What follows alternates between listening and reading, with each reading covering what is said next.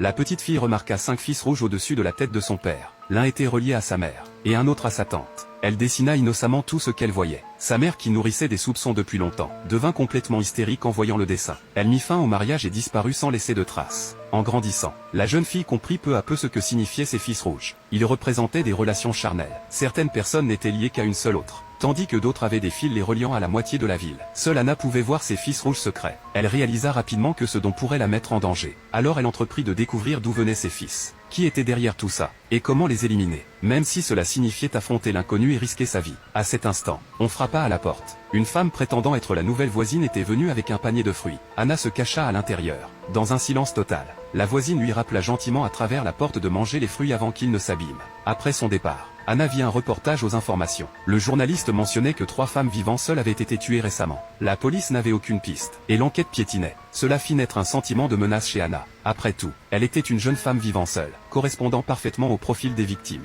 Mais ce qu'elle ignorait encore, c'est qu'elle était sur le point de découvrir la vérité derrière cette affaire. Son regard se fixa sur un détail dans le reportage. Un homme portant un casque n'avait qu'un seul fil rouge au-dessus de la tête. Et d'après son expérience, les personnes avec un seul fil rouge étaient rarement ordinaires. À ce moment-là, un moteur de moto vrombit en bas de l'immeuble. Elle regarda par la fenêtre. L'homme des informations, celui avec le fil rouge unique, entrait lentement dans l'immeuble d'en face.